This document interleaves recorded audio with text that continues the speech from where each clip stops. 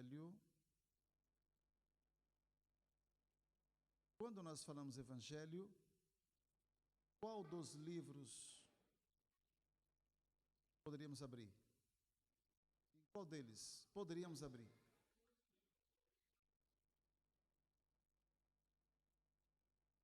Por que esses 4 é chamado de Evangelho? Quem diz nada? Por que esses 4 livros são chamados de Evangelho? Não podia ser Lucas, ou seja, não podia ser Atos, que também foi Lucas que escreveu. Não poderia ser Efésios? Não poderia ser Filipenses? Por que esses 4 livros são chamados de Evangelho? Sabe, os irmãos não querem falar, né? Diga, eu sei. Mas eu não quero falar. Eu sei que você não quer falar, né? E por que Evangelho? Por que esse nome Evangelho? O que significa Evangelho? O que significa Evangelho? Todo mundo diz? Mais forte para não esquecer mais. Evangelho significa? E boas novas significa o quê? E Evangelho? E não conseguimos sair disso aí? Sabe aquelas bolinhas de ping-pong que joga para cá e para lá?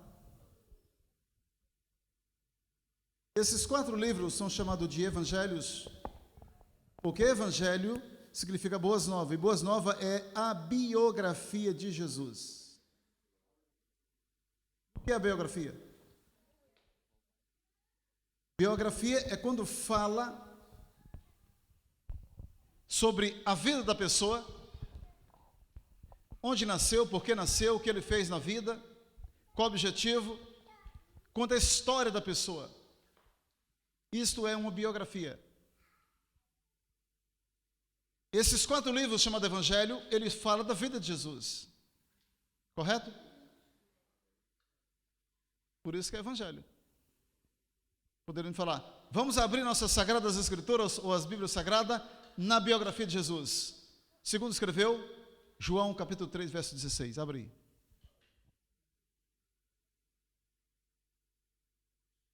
Evangelho, a gente fala assim, Evangelho de João, né?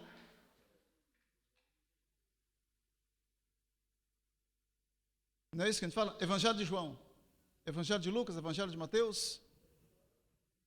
Evangelho segundo escreveu João.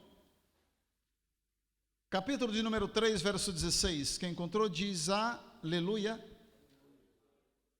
Glória a Deus. Os irmãos gostam de ler Bíblia? Você lê todos os dias? A gente observa que o amém diminuiu um pouco, né?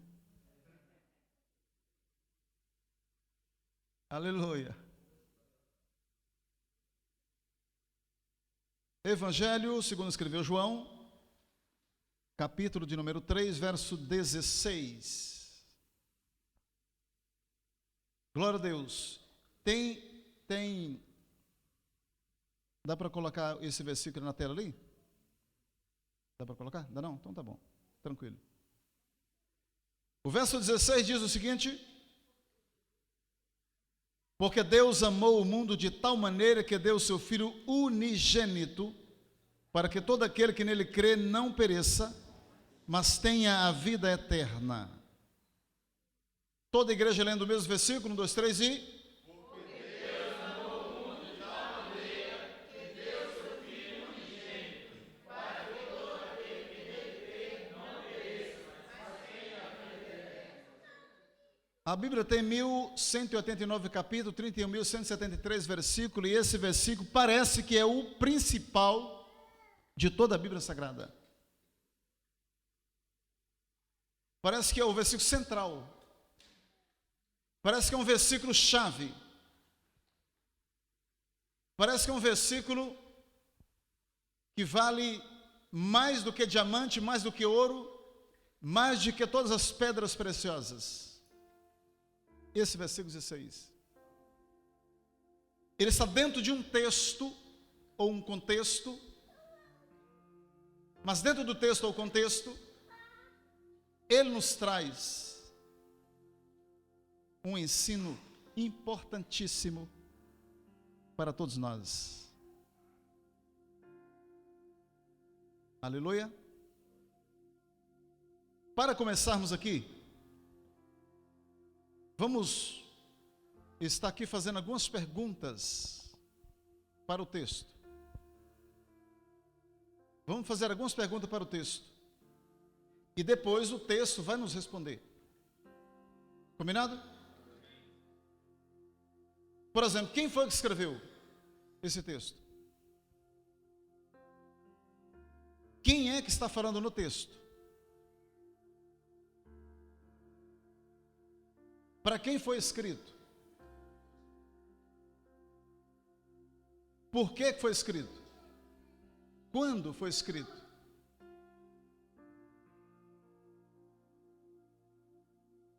Qual o objetivo do texto?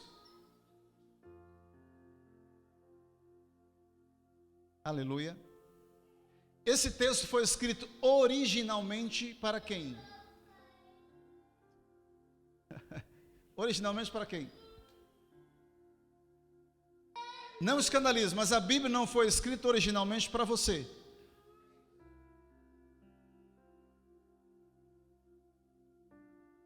Mas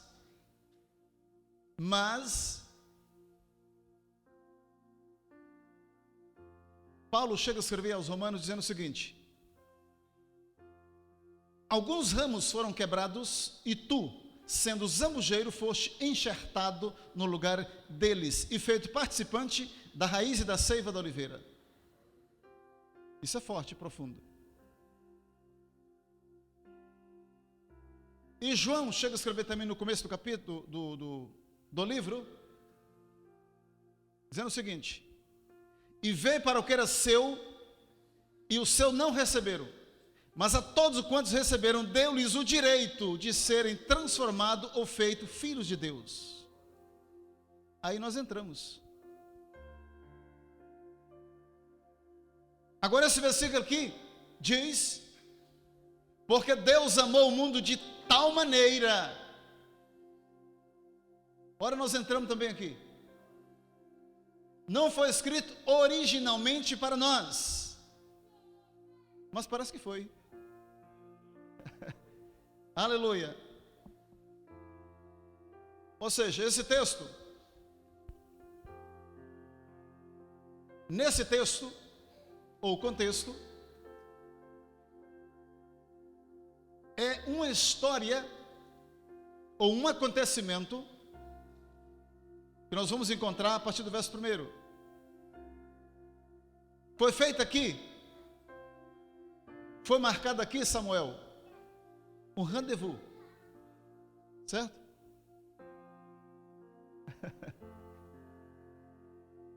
Foi marcada aqui uma reunião entre Jesus e Nicodemos. E nessa reunião, o texto diz que ele marcou a noite. O Nicodemos que marcou a reunião com Jesus. E aí vem a pergunta: por que Nicodemos quis encontrar com Jesus à noite? Por quê? Por quê? Pergunte para mim por quê. Não sei. Vou ficar devendo. Aí existem, digamos assim, comentários, existem teses, existem opiniões. Ele quis marcar a noite para não ser visto pelas pessoas. Será verdade? Não sei. Há quem diz, pode ser, né? Há quem diz que ele marcou a noite porque Nicodemos era um homem muito ocupado. e à noite normalmente está de folga. Pode ser? Há quem diz que ele marcou a noite porque à noite Jesus estava mais tranquilo. Pode ser. Por que então que Nicodemos marcou a noite? Eu não arrisco forçar uma interpretação bíblica. Eu tomo cautela com isso. Existem pessoas que forçam a interpretação. A Bíblia interpreta a si mesmo. Ela interpreta a si mesmo. Pois bem, o que interessa é que foi à noite. E nesse texto, nessa reunião, nesse rendezvous, como eu disse, rendezvous é reunião, viu gente? Em francês. E nessa reunião, ao qual eles encontraram, o Nicodemos, querendo dialogar-se com Jesus, então houve uma conversação ali. Houve um diálogo entre Nicodemos e Jesus. Eu penso, não diz a Bíblia, que Jesus ele tinha sempre um secretário. Porque o texto, a conversação, ela foi escrita por alguém e o acontecimento foi entre duas pessoas. Agora, quem foi que viu a reunião para depois escrever? Será que foi o próprio João? Normalmente os acontecimentos, alguém viu aquilo. Como por exemplo, Jesus chegou na beira daquele poço, em Evangelho de João, capítulo 4, e eles estavam com fome, o discípulo foi para a cidade comprar comida. Jesus ficou ali, de repente apareceu uma mulher para tirar água no poço. A Bíblia diz que ficou Jesus. E quem foi que contou a história? Quem foi que viu para poder escrever a história? Eu penso que Jesus tinha um secretário. A Bíblia não diz, eu que penso. Vamos para o texto. E nesse texto, como diz, que é o verso 16 que nós lemos, que a igreja leu. Então esse texto começa dizendo: porque Deus amou o mundo de tal maneira. Então ele traz algumas questões dentro do versículo que é importantíssimo para nós. Na versão Holy Bible, talvez não é exatamente o que eu disse, né? Mais ou menos quase isso. Holy Bible é Bíblia Sagrada. Essa Bíblia, ela diz que Deus tanto amou o mundo. Ele fala um pouco diferente. Ele tanto amou o mundo que ele deu o seu Filho unigênito. Agora observe uma coisa. Está com a Bíblia aberta? Não sei se a versão é igual a minha. Porque Deus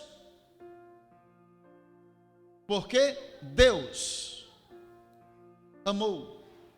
Então apresenta a palavra amor. E essa questão do amor é que a humanidade precisa. Você precisa de amor.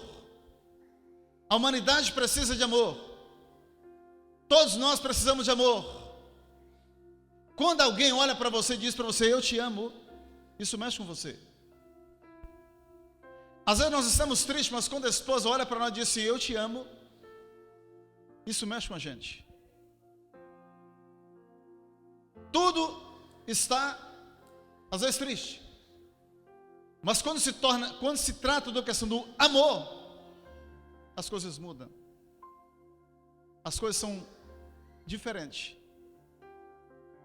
Então entra a primeira questão aí, chamado de amor. Ou seja, Deus, ele amou o mundo de tal maneira. Agora observe uma coisa, o que o mundo tinha para oferecer para Deus, para que ele pudesse amar o mundo dessa forma? O que o mundo tinha para oferecer? Diga para mim. O que o mundo tinha para oferecer? É igual aquele versículo que a palavra diz para os homens,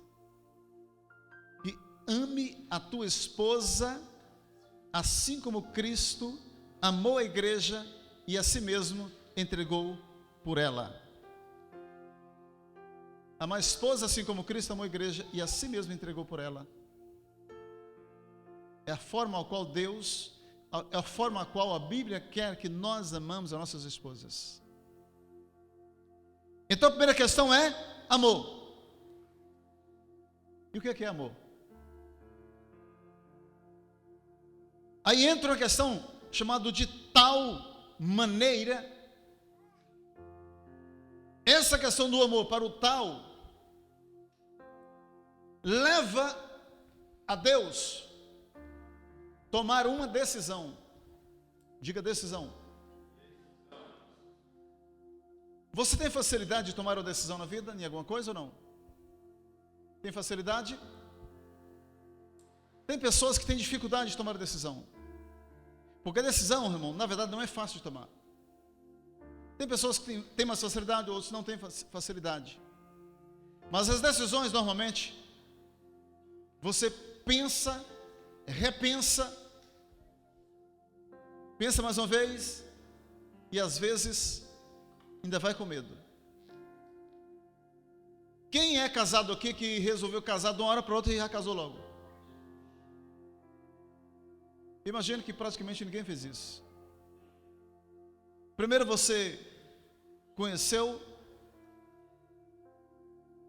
aí veio o pensamento em casar, mas primeiro ficou sem saber se falava ou não. Com a namorada. Será que eu falo, será que eu não falo? Imagina eu pensei em casar, a namorada tinha 14 anos, eu pensei, e agora, falo ou não falo? E se ela não tiver a fim de casar? E se for decepção? Mas aí eu tive coragem e falei. Aí vem a coragem, né? Tomei a decisão e falei: quer casar comigo? Quero. Pronto, graças a Deus. Que alívio. Que alívio, né? E o meu noivado, irmão, foi dentro de um ônibus. Eu fiquei noivo dentro de um ônibus, viajando de Itaguaru para Goiânia. Dentro do ônibus. Ficamos noivos. E o pessoal começou a falar de viagem dentro do ônibus. Foi até legal. Pois bem. Porque Deus amou o mundo, diga, de tal maneira. Esse tal maneira levou Deus a tomar uma decisão. E Deus,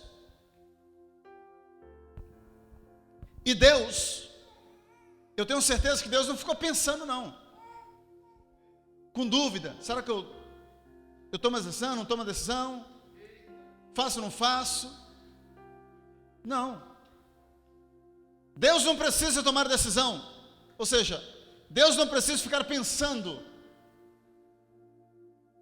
porque se analisarmos, existe a temporalidade de Deus, entendeu o que eu disse?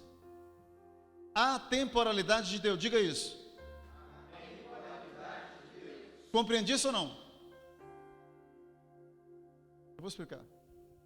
Nós estamos lendo no versículo que a Bíblia diz que Deus amou muito de tal maneira que Ele deu Jesus. Aonde que está escrito em João? Novo Testamento. Só que a mesma Bíblia diz, há um versículo falando de Jesus, de Cordeiro de Deus, que foi morto desde a fundação do mundo. Espera aí, mas Jesus nasceu quando? Na fundação do mundo? Para Deus sim. Aí entra a temporalidade de Deus, porque o tempo nosso não é o mesmo tempo de Deus. Tem o nosso tempo, que nós conhecemos, e Deus tem o tempo dele, que às vezes nós desconhecemos, ou desconheçamos. O Cordeiro de Deus que foi morto desde a fundação do mundo. Para Deus, quando Jesus nasceu, é uma observação. Para Deus, quando Jesus nasceu, é como se eu tivesse nascido há muito tempo atrás, já tivesse morrido e já tivesse salvado quem tinha que ser salvo.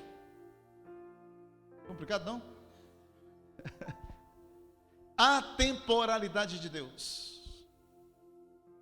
Mas esse versículo, baseado nele, ou seja, Deus tomou uma decisão. Talvez essa decisão foi tomada, sabe quando? Na eternidade passada. E nós estamos vivendo agora um presente. E essa decisão levou Deus a entregar o seu único filho, unigênito. Agora, o que levou Deus a tomar essa decisão foi exatamente o amor. Deus, Ele é amor. Às vezes nós falamos assim, Deus tem amor? Fica assim meio, às vezes fica vago, porque Deus, Ele é amor. E por causa desse amor que Deus é, Ele teve uma decisão de entregar aquilo que tinha, único filho, unigênito. Quando Deus resolve digamos assim, a entregar, Jesus não tinha nascido. Aí houve aquela manifestação do Espírito Santo sobre uma virgem, ao qual ficou grávida, e teve um filho, e esse filho nasceu, e cresceu, e depois entra essa história que nós conhecemos. Aleluia. Então vamos lá. Entra a questão, o amor, entra a decisão de Deus, decisão de entregar aquilo que tinha, único, unigênito. Imagina você tem só tem um, quem tem 2 carros aqui? Quem tem um carro aqui? Só um carro. Imagina você só tem um carro. Você pega ele e dá ele para alguém. Aleluia! Só tem um. E pega o carro e dá para alguém. E aí? É fácil? E vai andar a pé. Eu já peguei uma vez uma geladeira e dei de oferta na igreja. Fiquei sem geladeira. E já tinha minha filha, que precisava da geladeira para guardar o leitinho dela. Não, peguei a geladeira e dei de oferta. Fazer o quê, né? E Deus me abençoou, Deus prosperou a minha vida. Deus fez algo. Então Deus fez isso. Entregou o único que tinha. Diga, Deus sabia o que estava fazendo. Deus sabia o que estava fazendo. Deus sabia. Parece que eu vejo Deus do céu, olhando para a terra, lá de cima olhando para a terra,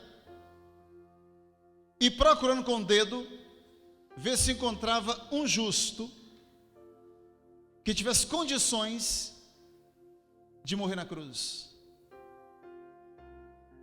para que toda a humanidade pudesse receber a salvação.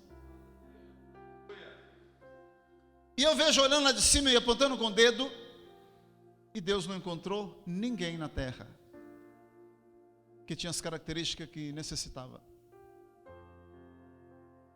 Porque até então, e há um salmo que fala sobre isso. E quando houve essa questão ao qual Deus procura um justo na terra, na ocasião, nós sabemos que quando alguém cometia um determinado erro, um pecado, o que era feito para que aquele pecado fosse esquecido ou encoberto? Tinha que cobrir o pecado. Era oferecer então, às vezes um cordeiro, sem defeito, imaculado, sem mancha, um novilho, da mesma forma, um pombinho, era oferecido. E esse animal, ele era degolado, era morto, tinha que haver derramamento de sangue. E aquele sangue era aspergido sobre o altar. E naquela época existia o altar, digamos que aqui é lugar santo. Digamos que aqui é lugar santo. E aqui tinha um véu, e eu estou no lugar santo dos santos, ou lugar santíssimo. E existe um véu. Só que esse lugar santíssimo, onde eu estou aqui, digamos, somente o sumo sacerdote poderia entrar ali. E esse sacerdote que entrasse ali, não poderia estar em pecado. Porque senão, o que acontecia com ele? Ele seria morto. Esse sacerdote carregava em suas vestimentas, como se fosse um sino, um chocalho. O sino é mais fácil de entender, né? Quando ele andava, aquele sino fazia um barulho. E às vezes o povo ficava do lado de lá, no lugar santo, esperando o sacerdote oferecer o sacrifício, falar com Deus e depois trazer a resposta para o povo. E quando ele demorava, o povo pensava o quê? Morreu. E se ele morresse, a quem é que ia entrar lá para tirar ele? Quem ia tirar ele lá dentro? Hã? Há um comentário não, há uma tese ou lenda, que existia uma cordinha, que se ele morresse, alguém puxava na cordinha para fora. A Bíblia não fala sobre isso. Então eu fico neutro nisso aí. E não vou arriscar.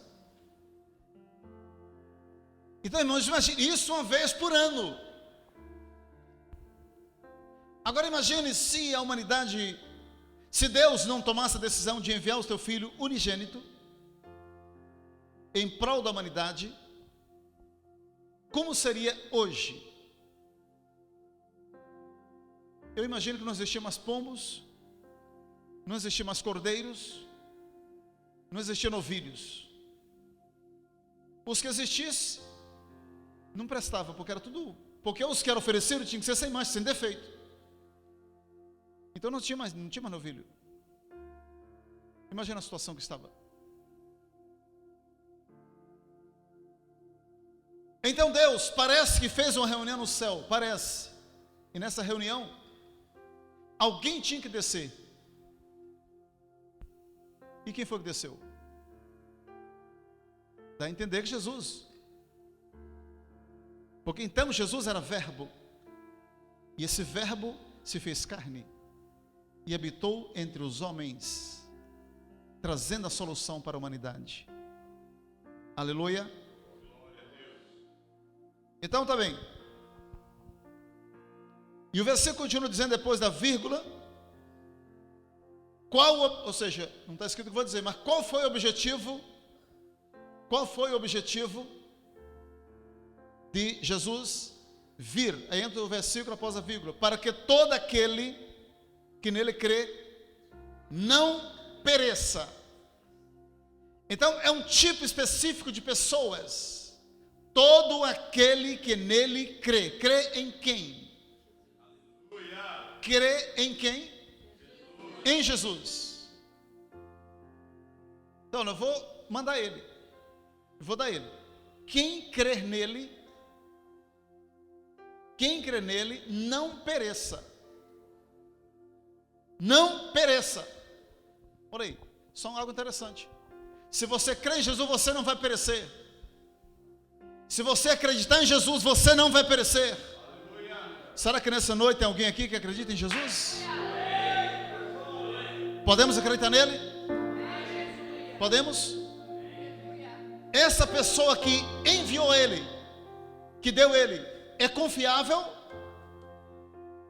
É ou não? Aquele que deu ele é confiável? Podemos confiar? Sabe quando você recebe alguma coisa, você fica em dúvida? Bom, eu recebi isso aqui, mas será? Essa Bíblia que eu estou usando aqui, eu comprei ela nova e depois de alguns anos eu mandei trocar a capa dela e mandei pedir para colocar uma capa de couro. Mas depois de pronto, paguei o preço que é o preço da Bíblia normalmente. E eu fiquei em dúvida, será que é couro mesmo?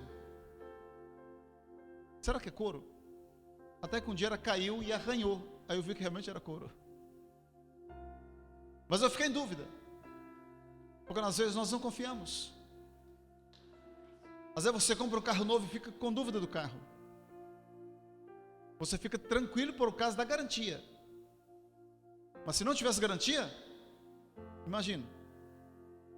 Mas então Deus dá o quê? Jesus.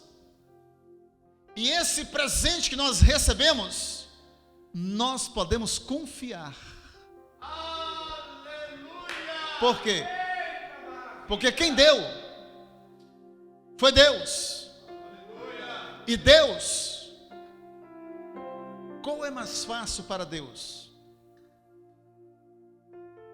Entregar Jesus ou criar todas as coisas em 6 dias e ainda descansar no 7º? Qual é mais fácil para Deus? Ele é Deus, não se discute. Aleluia. Então é confiável. Agora, esse presente, esse ser sobrenatural vindo do céu, Jesus, é confiável? O carro, digamos, você não confia nele. Com garantia ainda vai. Agora Deus deu Jesus. É confiável a fonte que é Deus. Aleluia! E o que você está recebendo, temos seguro, garantido, total, que é de Deus. Jesus. Agora, o interessante é que aqui fala de Jesus. Agora, esse Jesus, digamos que, vou usar uma expressão, eu quero que você não me ignore por essa expressão. Digamos que você deixa Jesus de lado. Digamos que você deixa Jesus de lado e você vai usar o nome dele. O nome. A Bíblia diz que ao nome de Jesus todo joelho irão se dobrar. Toda língua vai confessar que Ele é o Senhor. Tem como? Ainda que deixe Ele de lado, mas o nome dele, toda língua vai confessar que Ele é o Senhor. Só o nome. E esse nome, irmãos, é tão fantástico, é tão tremendo, é tão poderoso, que Marcos escreve o que Jesus diz: em meu nome expulsarão demônios. Agora peraí, diga expulsar demônio, vai lá. Você vê eles? Você vê os demônios? E como é que você sabe? Como é que você sabe? Por causa do nome de Jesus, irmãos. Porque quando nós usamos esse nome é para ser usado. Deus deixou esse nome para nós usarmos. E o próprio Jesus carimbou embaixo: em meu nome, pode expulsar que ela vai embora. Em meu nome, manda a doença embora que ela vai embora. Em meu nome, vocês vão falar novas línguas. Em meu nome, vão profetizar. Então o nome de Jesus é algo tremendo, é algo sobrenatural. E o interessante,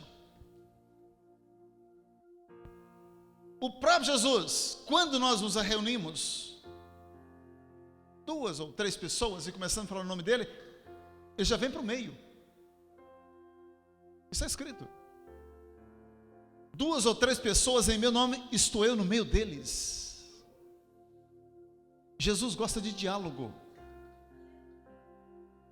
Jesus gosta de diálogo. Glória a Deus.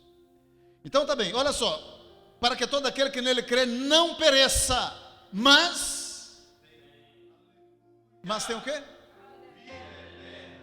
Vida eterna. Não é essa vida passageira não, irmãos, é outra vida. é uma outra vida além da morte, depois da morte. Aliás, quem tem Jesus já passa da morte para a vida. Irmão, ter Jesus é algo importante, é a melhor coisa que existe. Por quê? Porque quem tem Jesus passa da morte para a vida. E quem não tem Jesus está na morte então. Será que alguém aqui está na vida? Está na vida? Está na vida? Aleluia. Então quero convidar você. Eu sei que você tem Jesus, mas quero te convidar para você abraçar mais Jesus, para você se apegar mais com Jesus, para você amar mais a Jesus. Porque Deus, primeiro, Ele é amor. Eu vou fechar a minha Bíblia. E o amor é um tipo de sentimento. E nós podemos encontrar o sentimento até mesmo no próprio livro de João, capítulo número 11, quando Jesus ele foi ressuscitar Lázaro. A Bíblia diz que Jesus ele chorou. Em uma certa ocasião, Jesus também olhou para Jerusalém, e a Bíblia diz que ele chorou também. Então, o chorar significa exprimir sentimentos. De quê? De dor, por causa de alguém, por causa do sofrimento de alguém. Então, nós temos um sentimento e nós não resistimos e nós choramos. E aí vem as lágrimas. As lágrimas brotam em nossos olhos. Aí vem a questão da lágrima, que os Salmos diz, Salmo 54 ou 56, alguma coisa assim, diz o salmista: põe as minhas lágrimas no teu odre. Não estão elas no teu livro? Além de estar no odre, ainda está escrita. Talvez você chorou há 10 anos, 20 anos, 30, 50 anos atrás, não interessa. As suas lágrimas estão diante de Deus em conserva, como se você tivesse chorado ontem ou hoje. Deus vai responder as suas orações. Amém? Vamos nos colocar em pé, por favor. Porque Deus amou o mundo de tal maneira, ao ponto de Ele tomou uma decisão. E essa decisão Ele deu Jesus, com um propósito, para um tipo de pessoas, aqueles que crê, e com o objetivo, para não perecer e terem a vida eterna. Vida eterna. Vida eterna. Amém? Eu quero estar aqui agradecendo a Deus e a todos vocês pela paciência. Que Deus vos abençoe poderosamente. Em nome de Jesus, muito obrigado.